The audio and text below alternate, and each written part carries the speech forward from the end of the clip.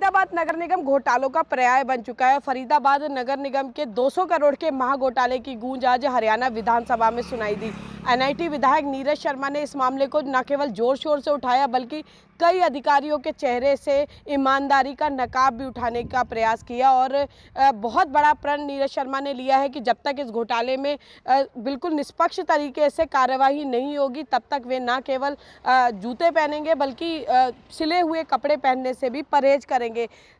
200 करोड़ का महाघोटाला पंजाब केसरी ने बहुत जोर शोर से उठाया था और लंबा समय बीत जाने के बावजूद भी आज भी वो अधिकारी सत्ता में बैठकर शासन के साथ मिलकर काम कर रहे हैं।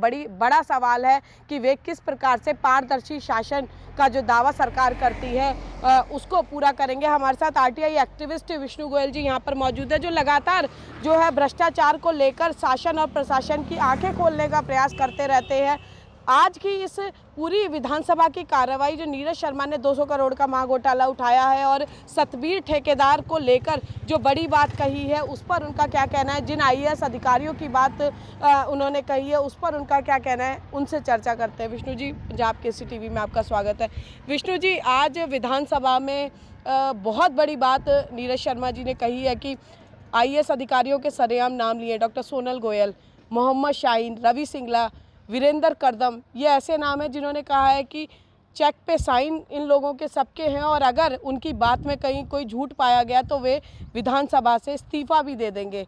बहुत बड़ी बात अपने आप में है, क्या कहेंगे आप? लगातार इस मामले से जुड़े रहे हैं और मुख्यमंत्री को भी सीएम विंडो पर भी कई बार शिकायत कर चुके हैं। मैडम, आप नगर निगम के अंदर देख रहे हैं जो आईएएस अधिकारी आता है वो सीधा आते ही अपनी पावर किसी और को देके जी अपनी जिम्मेदारी से बचने की कोशिश करता है। ऐसे ही पहले कई अधिकारियों ने चेक काटने की पावर दूसरे अधिकारी को दे रखी थी जो 10 से 15% पैसे लेकर चेक काट रहे थे। अधिकारियों के संज्ञान में आया, उसके बावजूद भी उन्होंने कोई कार्रवाई नहीं करी। इसी तरीके से ये तो पहले अब भी लगातार सामने आ रहा है कि नगर निगम में रोज़ कोई ना कोई घोटाला आ रहा है। एक सड़क बननी है, दूसरी सड़क का एस्टीमेट बना रखा है, 3 महकमे आ गए, एक काम को 3 जने कर रहे हैं। अगर ये सभी विभागों की जांच को क्लब करके और महकमों को क्लब करके अगर जांच करेंगे तो एक एक काम के 3-3, 4-4 एस्टीमेट मिलेंगे। विष्णु जी, एक बात और नीरज शर्मा जी ने उठाई कि सतबीर ठेकेदार को जो है एक 5-5.25 लाख की जो फाइल थी उसकी करोड़ों की पेमेंट कर दी गई। इस तरह के कई मामले सामने आ रहे हैं। वही अधिकारी सीट पर बैठकर काम कर रहे हैं। जांच शुरू हुए भी बहुत टाइम हो चुका है, विजिलेंस ने अपनी जांच सौंप भी दी है, लेकिन सरकार एक तरफ ईमानदारी की बात करती है और दूसरी तरफ महीनों की डेडलाइन फिक्स कर लेती है। ये आम जनता को भी नहीं समझ पा रहा है कि जब पार्षद जो सदन में बैठते उन्होंने साक्ष्य दे दिए, जब नगर निगम कमिश्नर जब डीसी थे तो उन्होंने एफआईआर की बात, डीआर भास्कर समेत जो जितने अधिकारी इसमें शामिल थे उनको लेकर उन्होंने एफआईआर की सिफारिश की थी, लेकिन उसके बावजूद जब बड़े बड़े अधिकारी ये बात कह रहे हैं तो सरकार आखिर क्यों मौन धारण किए हुए? क्या किसी राजनीतिक दबाव में है या पूरे शहर में एक सुगबुगाहट ये भी थी कि शायद सेंट्रल गवर्नमेंट का कोई प्रेशर है कथित रूप से, जिसकी वजह से हरियाणा सरकार इस मामले को अगर नीरज शर्मा नहीं उठाते तो शायद दबाने की कोशिश में लगी हुई है? मैडम, आपके आगे आपने भी कई बार इसको चलाया लेकिन सरकार बिल्कुल सुनने को तैयार ही नहीं। इसमें हरियाणा सरकार के कई वरिष्ठ अधिकारियों के नाम आने की संभावना है। यहाँ से लेकर चंडीगढ़ तक जो अधिकारी हैं वो सारे सम्मिलित पाएंगे। इतनी शिकायतें करते हैं लेकिन किसी पे कोई कार्रवाई नहीं हुई जी। आप ये आने तक कि आप ये कह रहे हैं इन जो अधिकारी नियुक्त हैं इन पे, इनके पास किसी पे योग्यता, क्या डिग्री योग्यता भी पूरी नहीं है और उनको सीनियर दिन पे दिन करे जा रहे हैं। जो भ्रष्टाचार की कमाई है वो भ्रष्टाचार पे खर्च कर करके ये पनौती और लेके आ रहे हैं। विष्णु जी, जब भी मंत्री से, चाहे स्थानीय निकाय मंत्री पहले अनिल विज रहे हो या फिर अब कमल गुप्ता हैं, या और जब सदन में नीरज शर्मा कह रहे थे, जो भी संबंधित मंत्री या जिन्होंने भी जवाब दिया, सब लोग एक रटाया सा जवाब देते हैं कि भ्रष्टाचारियों को बख्शा नहीं जाएगा, जो भी दोषी होगा उसके खिलाफ कार्रवाई की जाएगी। लेकिन जनता अब समझ नहीं पाती है कि कब कार्रवाई होगी, किसको बख्शा नहीं जाएगा, क्योंकि ये उस वक्त कह दिया जाता है बात टालने के लिए, लेकिन ना तो कोई कार्रवाई होती है ना कोई डेडलाइन फिक्स होती है कि इस डेडलाइन पर अगर ये कार्रवाई नहीं हुई तो उस पर काम किया जाएगा। जांच पे जांच बैठाई जाती है लेकिन पहली जांच का क्या निष्कर्ष निकला इस पर कोई ध्यान नहीं देता है। तो कैसे जो है, हम जब एक ईमानदार सरकार की बात करते हैं, पारदर्शी शासन की बात करते हैं, निश्चित तौर पर मुख्यमंत्री जो है ईमानदार हैं, और लेकिन जो अधिकारी हैं जो इस तरह की जांच को लेकर गंभीर नहीं है, या क्यों नहीं रिपोर्ट सार्वजनिक की जा रही है, इसको लेकर क्यों नहीं आगे आकर बात करते हैं कि हम इस दिन इस मामले का पटाक्षेप करेंगे और जो भी अधिकारी इसमें दोषी होंगे उनको सलाखों के पीछे भेजा जाएगा, ताकि आगे से कोई अधिकारी इस तरह की हिमाकत ना करे कि जनता की जो खून पसीने की कमाई है उसको भ्रष्टाचार की बलि ना चढ़ा दिया जाए। एक आरटीआई एक्टिविस्ट के तौर पर कितना सहमत है मेरी इस बात से? मैडम, आप ये लगाइए कि हरियाणा सरकार के अंदर गब्बर की भाषा देने वाले एक मंत्री, उनके विभाग में सबसे ज़्यादा गदर मचा और उनको बताने के बावजूद कोई कार्रवाई नहीं हुई जी। तो ये स्पष्ट हो रहा है कि कहीं ना कहीं रसूखदार इतने हैं कि सब दबाव में है, या यहाँ से ही पूरा हरियाणा का सिस्टम नगर निगम से चलता है। कई मामलों में पहले भी कई बार एफआईआर दर्ज हुई, लेकिन दर्ज में गिरफ्तारी नहीं होती, गिरफ्तारी चलान पड़े रहते हैं, पेंडिंग है, जानबूझ के जो जांच को लंबित करते हैं। विष्णु जी, आज डीआर भास्कर का नाम हो या डॉक्टर सोनल गोयल आईएएस का नाम हो या मोहम्मद शाहीन का नाम हो, रवि सिंगला, वीरेंद्र कदम, ये जो नाम नीरज शर्मा जी ने लिए हैं, निश्चित तौर पर एक विधायक अगर पूरे विधानसभा में इस तरह के नाम लेता है तो ज़रूर वो बहुत कुछ सोचकर और कई कुछ पुख्ता उनके हाथ में होगा, तभी उन्होंने ये बात कही है। जो पार्षद थे जिन्होंने इस मैटर को उठाया था वो भी कहीं ना कहीं कथित रूप से राजनीतिक दबाव में आकर चुप्पी साधे हुए हैं। कई लोग दबी जुबान में इस बात को कहते भी है कि सरकार का प्रेशर है, लेकिन इस प्रेशर पॉलिटिक्स में आम जनता का क्या कसूर है जो खून पसीने की कमाई जो है टैक्स के रूप में देती है, और ये इस तरह के जो सफ़ेद हाथी अगर कहें नगर निगम प्रशासन ने जो पाले हुए हैं, जो भ्रष्टाचार को अंजाम देते हैं, ये अभी भी उन पदों पर बैठकर मलाई खा रहे हैं, जबकि आम आदमी जो है वो बहुत बेहाल है, महंगाई के बोझ से दबा हुआ है। मैडम, डीआर भास्कर जो यहाँ पे एक जेई के पद पर नियुक्त हुआ था, आज चीफ इंजीनियर है। जब उसकी जहाँ प्रमोशन हुई थी तो उसकी प्रमोशन के लेटर में स्पष्ट लिखा है कि स्टेट विजिलेंस इंक्वायरी होने के पेंडिंग होने के बावजूद सरकार ने उसकी प्रमोशन करी। और जब वो यहाँ पे एसडीओ के पद पे था तो उसने उस समय नगर निगम में 75 लाख रुपए के नाले सफाई के टेंडर लगाए जो डिपार्टमेंट की मशीन से ही साफ हो चुके थे, और उसकी पहुंच इतनी है कि कोई भी विभाग पता नहीं क्या कारण है उस पर कार्रवाई नहीं हो रही।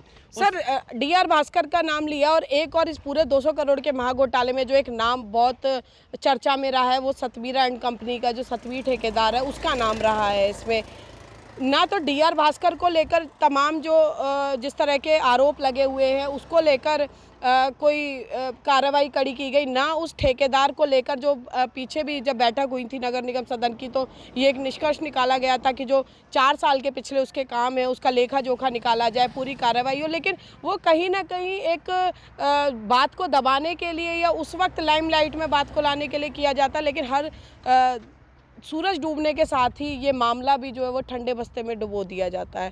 तो अब आप मुझे ये बताइए कि अब ये पूरा मामला एक बार फिर नीरज शर्मा ने उठाया है, लेकिन अगर अभी भी बात कहती है सरकार की 2 महीने, 4 महीने, 6 महीने में इस बात के निष्कर्ष पर निकलेंगे और अधिकारियों के खिलाफ कार्रवाई की जाएगी, लेकिन सवाल ये नहीं उठता है कि जब सारे साक्ष्य हैं, अब तक जो रिपोर्ट सौंपी गई है उनके आधार पर क्या कार्रवाई की गई है, उसकी जवाबदेही भी सरकार की बनती है और तुरंत बनती है। मैडम, जानबूझ के सरकार उसको लंबित कर रही है जिससे कागजों को छेड़छाड़ की जाए। अगर जांच जो अधिकारी दोषी है उनकी अभी भी उनको पेंशन सब कुछ रोकी जा सकती है, लेकिन सरकार टाइम पूरा उनका करके जानबूझ के उनको रिटायर कर रही है। उनके ये भी एक सवाल है कि कुछ अधिकारी इसमें जो कथित रूप से संलिप्त है या आरोप जिन पर लगाए जा रहे हैं उनका रिटायरमेंट है, तो रिटायरमेंट के बाद तो वो उन्होंने जितनी मलाई खानी थी वो तो खा ली। अब उसके बाद रिटायरमेंट के बाद सरकार जो भी कार्रवाई करेगी, लेकिन जो जांच से लेकर और रिटायरमेंट तक जब तक वो काम कर रहे हैं उस बीच जो उन्होंने कोई भी कथित रूप से गड़बड़ झाला किया होगा उसकी जवाबदेही सरकार या उसकी जिम्मेदारी लेने को तैयार रहेगी। सरकार मैडम किसी की जिम्मेदारी लेने की, आपके आगे अभी ताज़ा मामला है कि सरकार पे थोड़ा सा लोगों का विश्वास इसलिए बना, स्टेट विजिलेंस में जैसे ही नए मुखिया की नियुक्ति हुई तो स्टेट विजिलेंस चौकस हो गई। अभी ताजे मामले में फरीदाबाद नगर निगम से एक एससी को उठाया, कुछ जांचें थी करी, नहीं तो इनके दिमाग में तो ऐसे है जैसे पूरा नगर निगम नहीं एक भ्रष्टाचार की कंपनी सभी विभागों को मिला के बन चुकी है। जी विष्णु जी, एक आखिरी सवाल मेरा, अभी आपने स्टेट विजिलेंस की बात की, जब भी कहीं किसी घोटाले की बात होती है तो सरकार की तरफ से एक बयान आता है या जो भी संबंधित मंत्री होते हैं कि स्टेट विजिलेंस जो है वो जाँच करेगी। लोगों को लगता है कि चलो सरकार ने सुध ली, भ्रष्टाचारियों पर अंकुश लगाया जाएगा। लेकिन हरियाणा की यदि बात करें, बहुत सारे मामले स्टेट विजिलेंस जांच के पेंडिंग पड़े हुए हैं। किसी की रिपोर्ट ऐसी नहीं है, 100 में से कुछ ही मामले ऐसे होते हैं जिनकी रिपोर्ट सार्वजनिक की जाती है। तो उन ठंडे बस्तों में जो मामले पड़े हैं उन पर संज्ञान क्यों नहीं लिया जाता, केवल स्टेट विजिलेंस जांच का एक शगुफा छोड़ दिया जाता है। दूसरी बात, फिर स्टेट विजिलेंस जांच के मायने क्या हैं जब जांच रिपोर्ट तय समय सीमा में सामने नहीं आती है? कितनी जांचें लंबित हैं, उसको लेकर कोई जवाबदेही क्यों नहीं दर्ज होती? मैडम, सरकार की एक जांच एजेंसी है स्टेट विजिलेंस, और वो एक सफ़ेद हाथी था। उसमें जो 6 या 5 महीने पहले नियुक्ति हुई है, उसके बाद उसके अंदर मुर्दे के अंदर जान आ गई है जो कुछ काम कर रही है। अब ये देखना है कि राज्य सरकार या मुख्यमंत्री महोदय कितने दिन तक कि स्टेट विजिलेंस के पद पे इस अधिकारी को नियुक्त करते हैं जिसने कि एक मरे हुए विभाग को जिंदा कर दिया। जानबूझ के स्टेट विजिलेंस करके पेंडिंग करते हैं। स्टेट विजिलेंस ने जितने मुकदमे दर्ज किए, आज से 2004 के अंदर हुड्डा के 14 अधिकारी और 6 ठेकेदारों पे मुकदमे दर्ज हुए थे जिस पे करप्शन के, एक्स्ट्रा पेमेंट के थे। वो ठेकेदार आज भी नगर निगम या हुड्डा में काम कर रहे हैं और स्टेट विजिलेंस ने उस FIR में आज तक कोई कार्रवाई नहीं करी। विष्णु जी, एक सूत्रों से हमें ये भी पता चला कि जो यहाँ विजिलेंस को जांच सौंपी गई थी, उसने अपनी रिपोर्ट जो है मुख्यमंत्री को सौंप दी। उसमें बहुत संगीन धाराएं भी थी। उसमें चाहे DR भास्कर हो, चाहे सतवीं ठेकेदार हो, या जो भी अन्य अधिकारी थे, उनको लेकर जो भी तमाम जो आरोप थे उनको लेकर पूरी विस्तृत रिपोर्ट सौंपी गई। लेकिन आज तक उस रिपोर्ट को सार्वजनिक नहीं किया गया।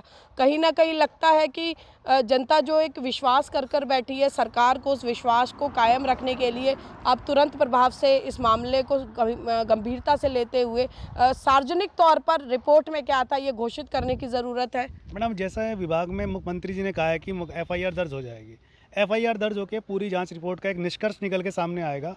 अब ये विभागीय है कि किन कारणों से उन्हें जांच प्रभावित होगी या किसी IAS का नाम आ रहा है वो निकालना पड़ेगा, तो इस सके रुका हुआ है। बाकी अब ये स्पष्ट हो जाएगा अगर FIR होती है कि कितने समय के अंदर इसकी जांच पूरी होगी, FIR के बाद कब उनकी गिरफ्तारी होगी। सबसे बड़ी बात है कि स्टेट विजिलेंस जो है वो स्वतंत्र नहीं है, उसको जांच करने के लिए अनुमति लेनी पड़ती है, मुकदमा दर्ज करने के लिए अनुमति लेनी पड़ती है। किससे अनुमति लेनी होती है? इसका जो मुखिया होता है वो चीफ सेक्रेटरी या मुख्यमंत्री खुद होता है। तो अब ये FIR के लिए रिकमेंड कर दिया, वहाँ से अनुमति नहीं आती, तो जानबूझ के स्वतंत्र कर देना चाहिए जिससे कि वो तुरंत अपनी मर्जी से छापेमारी इस तरीके की कार्रवाई करे।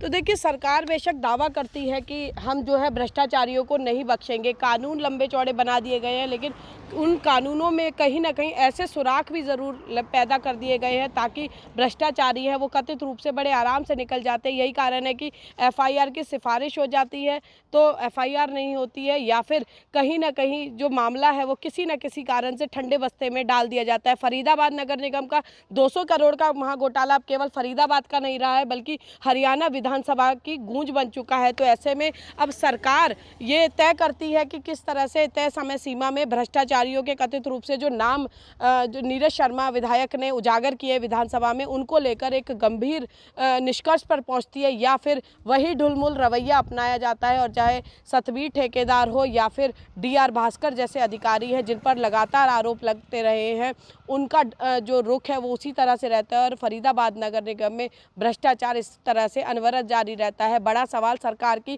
कार्यशैली पर भी इस पूरे भ्रष्टाचार को लेकर खड़ा हो रहा है कि आखिर पारदर्शी सरकार क्यों नहीं भ्रष्टाचारियों को सलाखों के पीछे भेजने का काम कर रही है, क्यों ऐसे लोगों को अभी तक सत्ता में बिठाकर शासन के साथ मिलकर काम करने के लिए स्वतंत्र रूप से काम करने दिया जा रहा है, जो कि लगातार फरीदाबाद नगर निगम सहित जो अन्य विभाग हैं उनकी जड़ों को खोखला करने में जुटे हुए हैं। फरीदाबाद से पूजा शर्मा, पंजाब केसरी TV।